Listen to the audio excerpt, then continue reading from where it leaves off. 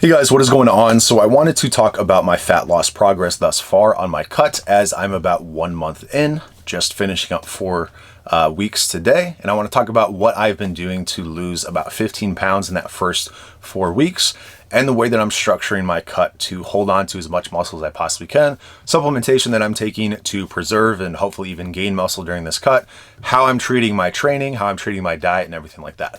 So first off, I want to talk about the weight loss that I've had and kind of show this this chart of what my weight loss has been. So I'm going to record my screen here and go over Happy Scale, which is an app that I have just only recently discovered. So started my cut here at just about 275 pounds, a little bit lower.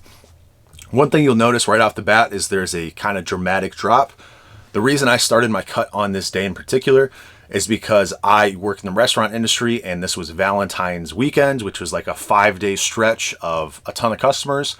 And that meant that I was really busy. And so I knew I was not going to be eating enough food. I knew that I wasn't going to have a chance to be in a surplus at all. So as opposed to extending my bulk, I just decided, hey, let me start the cut on that day, which was Friday. So very dramatic drop. I'm not going to bore you with the details. As you can see with Happy Scale, it averages out your ups and downs to give you a trend line.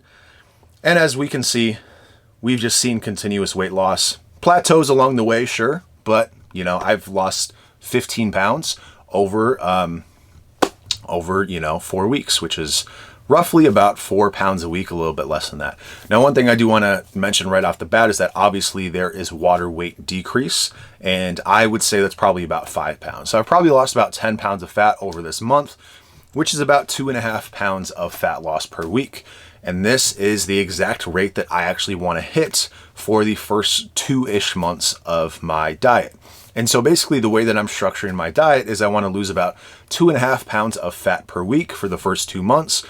And then in the next 2 months, I want to lose about 1.5 pounds as I get leaner. So for me, what this looks like from a calorie and macro perspective, I'm aiming for about 1,000 calorie deficit, but I am adding a little bit of steps throughout my day to increase that deficit to be a little bit more. So for me, I was very sedentary when I was bulking. And so adding some steps in throughout the day is helping me burn an extra couple hundred calories. And then the 1,000 calorie deficit is bringing my total up to about 1,200-ish deficit, which is pretty aggressive for the average person. But for me, considering I'm still 260 after a month of cutting, this is not as aggressive as, you know, it really could be. Also, the way that I want to structure this, again, 2.5 pounds of fat loss per week in the first 2 months.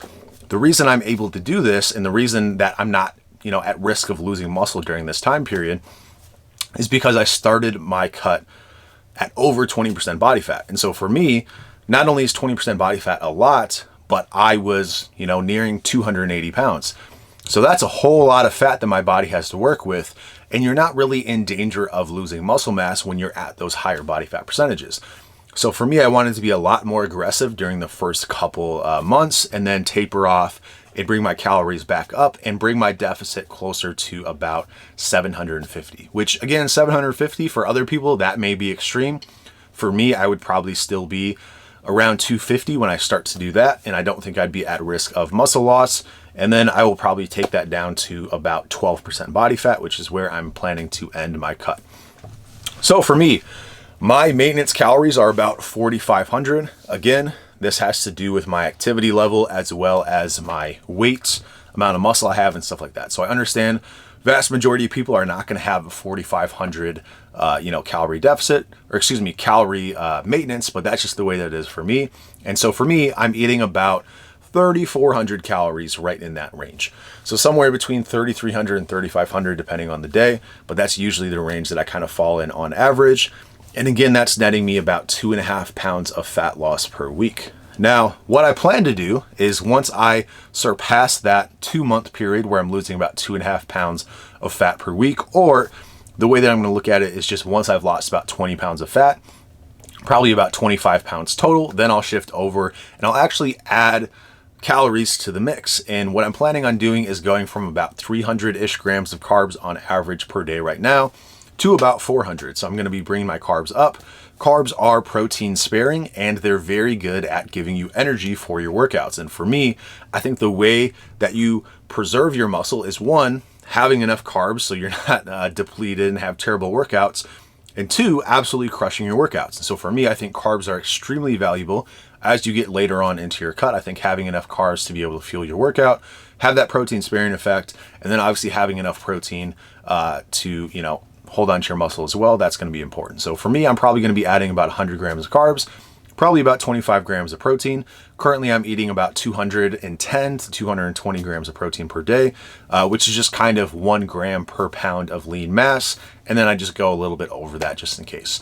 So yeah, I don't think you need 1 gram per pound in general. And I don't even think you need that when you're cutting, but that's just my personal philosophy. What do I know? I pretty much never lose muscle when I cut.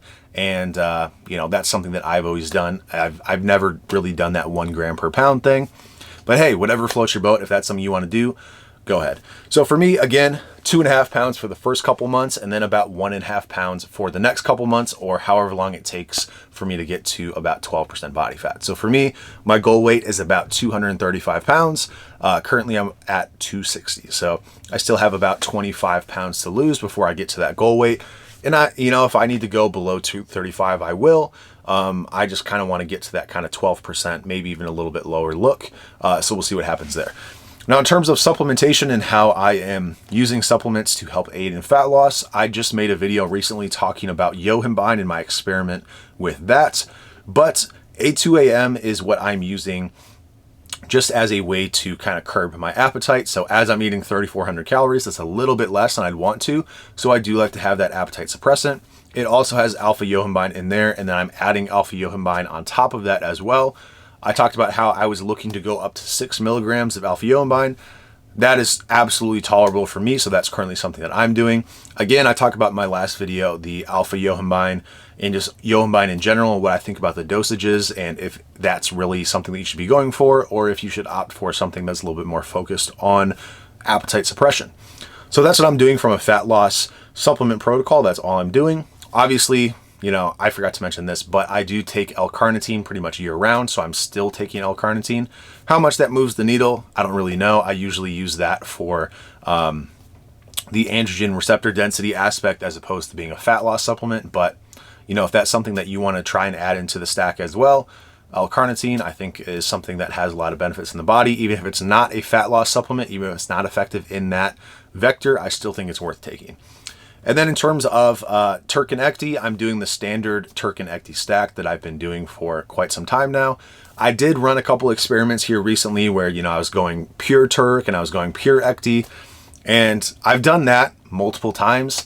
And I always come back to the Turk and Ecti stack, which for me is 3 capsules of each, 1 at a time, alternating throughout the day. This is something that I've always done. And for me, I think that is really kind of the best supplement stack for me in terms of maybe holding on to muscle, but for me, just, keeping that muscle, keeping that intensity in the gym, keeping that strength, and being able to really progressively overload on my lifts.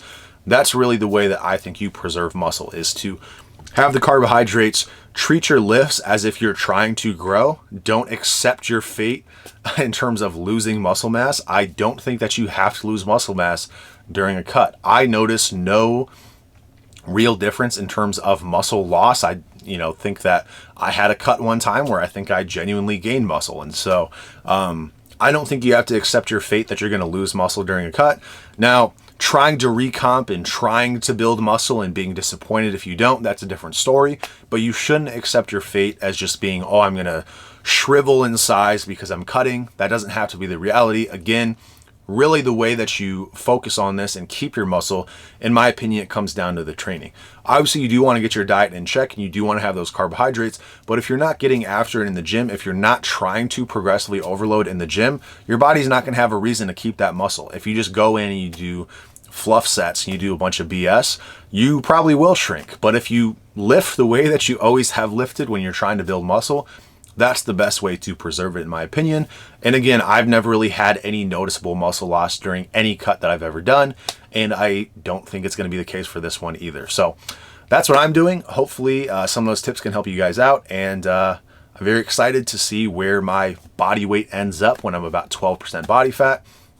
Again, I'm aiming for about 235. Last time I was 12%, I was about 218.